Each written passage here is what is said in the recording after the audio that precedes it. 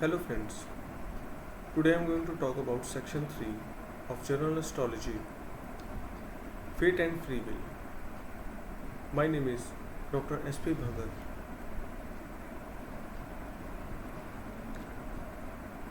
Fate and Free Will. A man can do what he wills, but he cannot will what he wills. This is a quote. Is a man helpless bystander just watching events unfolding in front of him and reacting to them in a preordained fashion? Or is he just a puppet on the string of destiny being tossed about? Can he design his own destiny? There are never ending debates. Destiny or fate?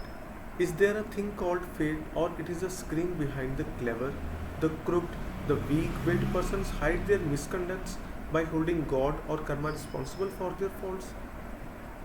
Is this a fate, a way of shedding responsibilities and claiming redressal of wrongdoings by explaining what nature or fate compelled them to do what they did? Let's examine in the light of following facts. Task life. The universe is intricately organized and meticulously run operation. Each operation is run smoothly because every constituent of this gigantic operation is allocated a specific task. Each human birth takes place to carry out its allocated task in accordance with its karmas. This allocation of task is fate or destiny. Birth.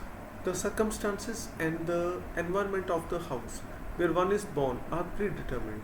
To be born with a silver spoon in the mouth or in a poverty-laden circumstances is fate or destiny. Predictiveness of events.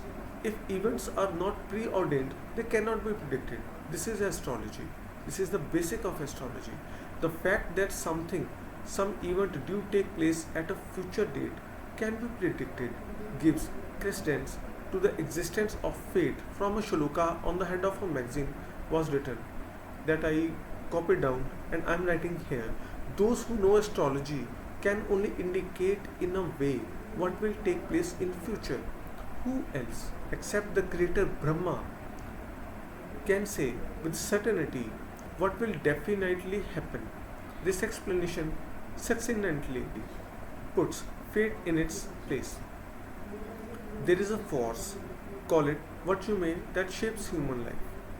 Vedic astrology takes a giant intellectual step and identifies this force as karma, the present conditioned by the past karmas. The karmas that we do in the present shape our future. Let's examine free will, reduced to basics.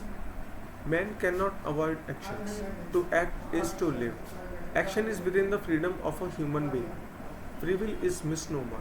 There cannot be freedom sans limitation. Now there is a note, universe is a harmonious place and to be in harmony is necessity to accept limitation. Here the astrology steps in to illuminate, to explain these complex links between fate and free will. Question: if everything is predetermined or fated, what is the rule of astrology? If free will is not limited, then what stops a man from achieving what he desires? Answer: in life.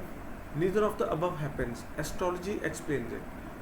It can calculate limitations so that one can know the best time for a certain type of action. It can gauge the task that a particular man has been allocated, and then it can match the two so that the man's action are dovetailed into his task in a harmonious fashion. Imagine a cow tied to a peg by a teether.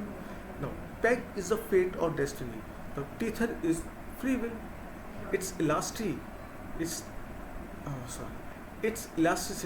and its length are decided by the past and present karmas. Cow can do what she wants within the area covered by the teether. If she decides, she can fall in a pit or carefully avoid doing so.